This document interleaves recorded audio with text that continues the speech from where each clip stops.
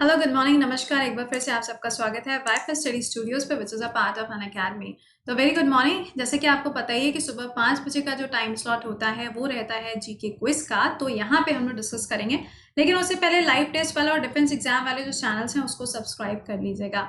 और जितने लोग पहली बार यहाँ पे इस चैनल में कनेक्ट होते हो तो प्लीज़ इस चैनल को भी सब्सक्राइब करना मत भूला करिए, तभी नोटिफिकेशन मिलेगा।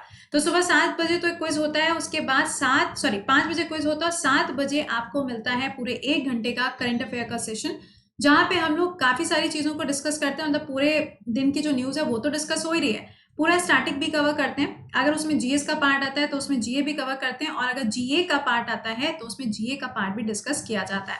फिर 8 बजे बर्निंग इशू और शाम को 4 बजे रेलवे टेस्ट होता है। ठीक है, चलिए तो शुरुआत करते हैं यहाँ पे क्विज से। लेकिन सबसे पहला काम क्या करना होता है, लिंक को कॉपी करके जरा शेयर कर दो फटाक से।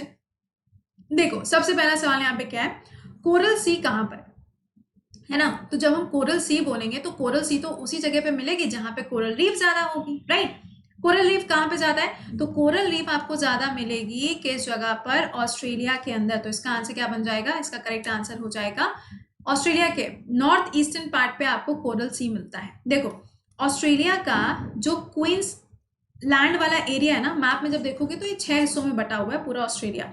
उसमें ईस्टर्न साइड पे आपको क्वींसलैंड वाला एरिया मिलेगा। मैंने वैसे ऑस्ट्रेलिया का मैप कई बार डिस्कस किया हुआ है 7 से 8 बजे के क्लास में, तो वहां पे आना मत भूला करो। वो सेशन सबसे ज्यादा इंपॉर्टेंट होता है। ये तो चलते फिरते 5-10 मिनट का रहता है, आप इसको देख लिया करो। लेकिन 7 से 8 बजे तो आपको आना ही आना है, वो तो मस्ट क्लास होता है आपके लिए। ठीक है, तो अब वहीं पर क्या है, ईस्टर्न साइड पे आपको पूरे वर्ल्ड की सबसे बड़ी कोरल रीफ देखने को मिलती है, जिसका नाम है ग्रेट बैरियर रीफ। ठीक है, पूरे वर्ल्ड की सबसे बड़ी जो मूंगा चट्टान है वो कहाँ पर है, ऑस्ट्रेलिया के अंदर है। ऑस्ट्रेलिया के कैपिटल क्या हो जाएगी, कैनबेरा, और इसकी करेंसी क्या रहेगी, ऑस्ट्रेलियन डॉलर रहेगी। और सिडनी नाम की जो जगह है वो ऑस्ट्रेलिया के अंदर है। जरा मुझे बताना सिडनी किसकी कैपिटल है, सिडनी किसकी कैपिटल है। अगर कैपिटल नहीं है तो, अगर इंपॉर्टेंट सिटी है तो इंपॉर्टेंट सिटी क्यों है, क्यों ऐसा यहाँ पे जाना जाता है, कुछ कमेंट सेक्शन में आंसर करना। ठीक है, चलो अगला क्वेश्चन देखो। Which country is called the land of 10,000 lakes. ऐसा कौन सा पूरा देश है, यहाँ पे कंट्री है जहां पे 10,000 लेक्स आपको देखने को मिलते हैं, जिसकी वजह से उसे बोला जाता है लैंड ऑफ 10,000 लेक्स। तो ये कौन सी जगह हो जाएगी, यहाँ पर आपको मिलेगा मैंने सॉरी मैंने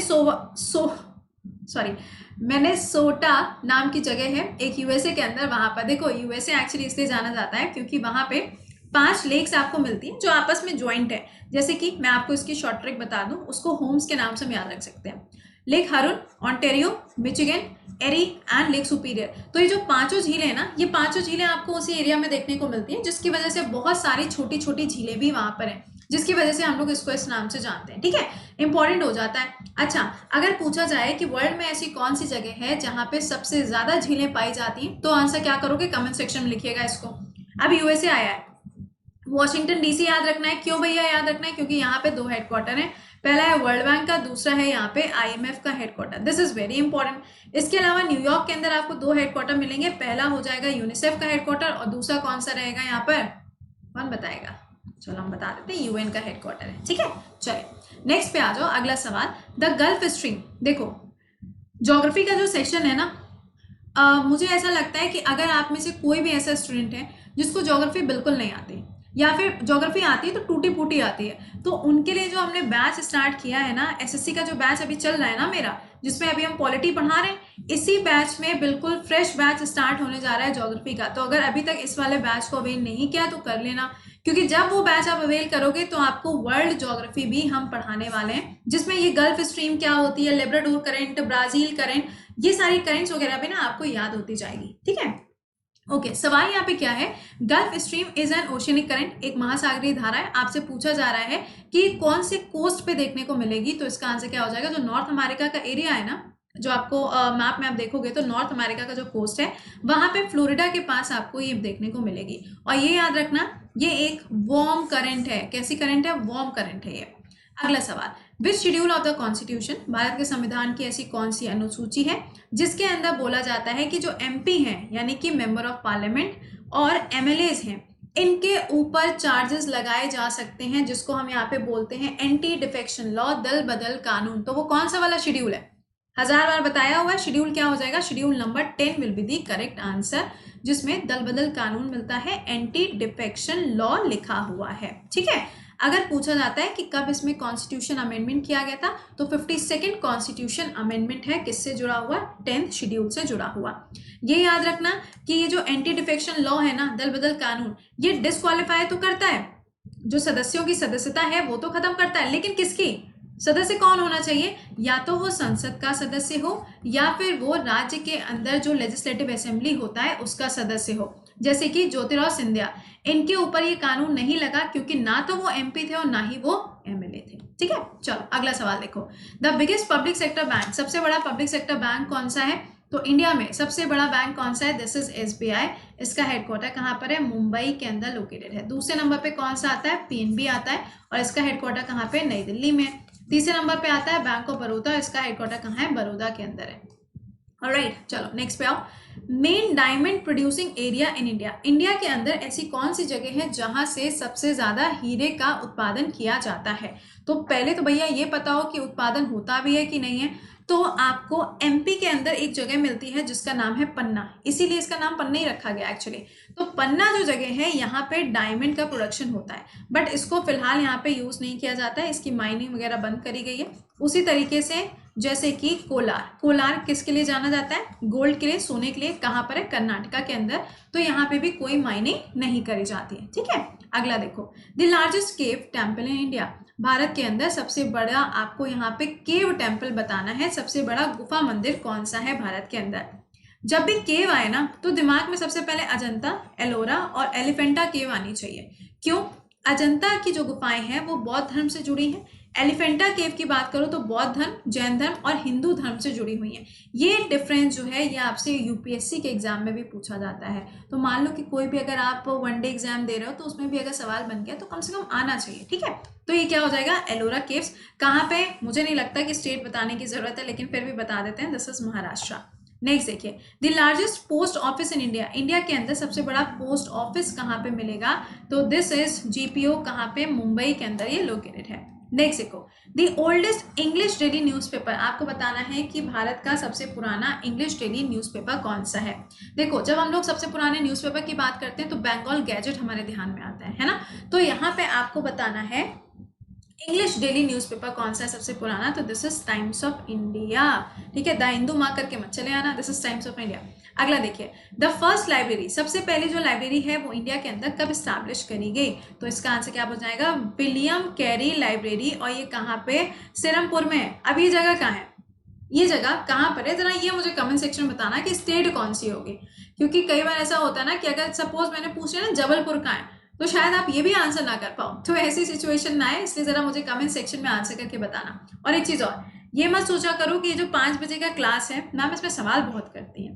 भाई सवाल इसलिए करते हैं क्योंकि ये रिविजन है, और रिविजन में जब तक आप आंसर नहीं करोगे, सब हम ही बताते जाएंगे तो फायदा क्या है ना। क्योंकि 7 से 8 जब क्लास होती है वहां तो सब हम ही बता रहे हैं, आप लोगों से तो बहुत कम ही कुछ सवाल पूछ लेते हैं, लेकिन इसमें आपको आंसर करना है। ठीक है, देखो, फर्स्ट इंजीनियरिंग कॉलेज जो है वो इंडिया के अंदर कब स्टैब्लिश किया गया, तो इसका आंसर हो जाएगा थॉमसन कॉलेज है, कहाँ पे, रुड़की के अंदर इसको स्टैब्लिश किया गया था।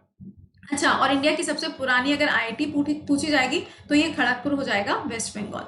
अगला, द ओल्डेस्ट रिफाइनरी, यार ये तो आंसर कर लोगे, भारत की सबसे पुरानी जो रिफाइनरी है वो कौन सी है, आसाम के अंदर मिलेगी, दिग्बोई। और अगर लेटेस्ट वाली पूछी जाएगी तो केजी बेसिन है, जो कि डेवलप किया जा रहा है, किसके द्वारा, रिलायंस के द्वारा इसको डेवलप किया जा रहा है। ऑलराइट, तो यहाँ पे हम लोग टोटल 15 क्वेश्चन डिस्कस करते हैं। अगला सवाल, the concept of carbon credit origin, तो हमें ये पता होना चाहिए कि भैया ये कार्बन क्रेडिट होता क्या है।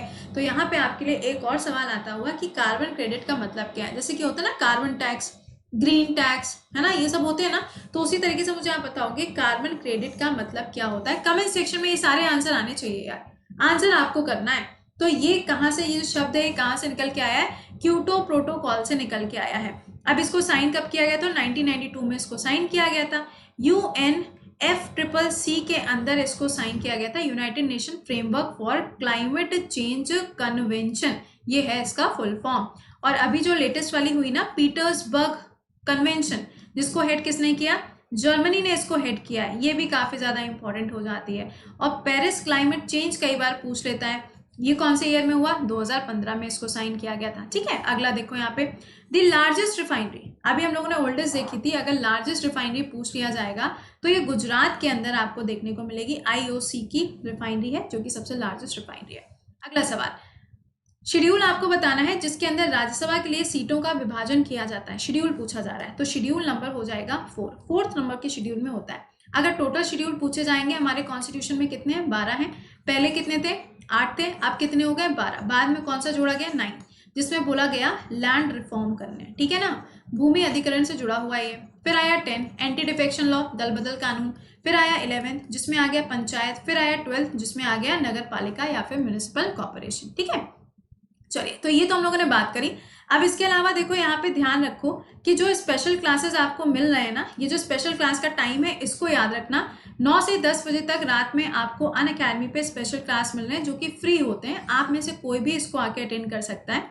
अभी हम वहाँ पे ज्योग्राफी पढ़ा रहे हैं। देखो वहाँ पे ज्योग्राफी मैं इसलिए पढ़ा रही हूँ ताकि जब आप इस वाले बैच को ज्वाइन करो ना, क्योंकि ये क्लासेस तो शुरू हो गया है, तो आप अगर इस बैच को ज्वाइन करने में इंटरेस्टेड हो तो कम से कम आपको पता होना चाहिए कि मैम कैसे पढ़ाने वाले हैं। क्या मैम MCQ कराएंगी, क्या मैम बेसिक पढ़ाएंगी। तो इसलिए आपके लिए ये जो स्पेशल क्लासेस हैं, रात में अनअकैडमी पे क्लासेस आपको मिलते हैं। और एक चीज, इसके लिए जो लिंक होता है वो हम अपने टेलीग्राम पे शेयर कर देते हैं। करंट अफेयर्स बाय कृति के नाम से टेलीग्राम चैनल बना हुआ है, देख के जुड़िएगा। उस पर 23,000 के आसपास लोग जुड़े हुए हैं। आप मुझे इंस्टा पे भी फॉलो कर सकते हो, I_कृति_सिंह के नाम से।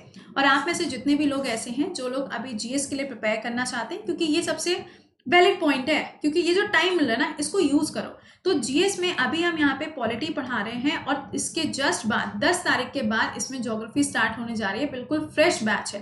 ठीक है, ज्योग्राफी स्टार्ट होने जा रही है। अब आप कहोगे कि मैम जो पॉलिटी के क्लास हो गए फिर वो, ये आपको लाइब्रेरी में मिल जाएंगे, अनअकैडमी की जो लाइब्रेरी है उसमें मिल जाएंगे। लेकिन अभी जब ज्योग्राफी बिल्कुल नए तरीके से शुरू होगी ना, इसके खत्म होने के बाद इकोनॉमिक्स पढ़ेंगे, उसके बाद हम लोग हिस्ट्री में मॉडर्न हिस्ट्री पढ़ेंगे, फिर करंट अफेयर्स पढ़ेंगे। उसके बाद एक बार अगर टाइम बचा तो ठीक, अगर डेट अनाउंस नहीं होती है तो अच्छी बात है, तो उसके बाद हम लोग फिर से इसी बैच में क्या पढ़ लेंगे? पॉलिटी पढ़ लेंगे। तो ये जो GS का बैच लोगे, इसको 1 साल का सब्सक्रिप्शन लेना। इसका बेस्ट पार्ट ये होगा कि आपको GS तो मेरी मिलेगी, मैथ्स, रीजनिंग और इंग्लिश अनअकैडमी के जितने भी एजुकेटर्स हैं आप किसी से भी पढ़ सकते हो फ्री ऑफ कॉस्ट, कोई भी पैसा नहीं देना। और अब तो ये आप EMIs में भी पे कर सकते हो। HDFC का जो कार्ड है उसके थ्रू आप EMI में भी अमाउंट पे कर सकते हो। ठीक है, तो स्पेशल क्लास में जुड़ना मेरे साथ मत भूलिएगा, काफी ज्यादा इंपॉर्टेंट है। इसके अलावा अगर आप अनअकैडमी पे कोई भी बैच अवेल करना चाहते हो तो आप अवेल कर सकते हो। बस यहाँ पे आपका जो गोल रहेगा वो गोल अपने अकॉर्डिंग सेलेक्ट कर लेना। जैसे कि मान लो आपने UPSC के लिए प्रिपेयर कर रहे हो, UPSC सेलेक्ट कर लो। UPSSC के लिए प्रिपेयर कर रहे हो तो आप SSC का बैच भी ज्वाइन कर सकते हो, क्योंकि GS सेम होती है। लेकिन अगर आपको अलग उसमें कैटेगरी में ही करना है तो भी कर सकते हो। बस कोड याद रखना, कोड विल बी कृति 10। ठीक है, तो ये चीजें होंगी इसमें। अब मुलाकात होगी कितने बजे? 7 बजे लाइव क्लास में। तो 7 बजे के सेशन में आना बिल्कुल भी मत भूलिएगा। तब तक के लिए खुश रहिए, मुस्कुराते रहिए। Bye bye, take care.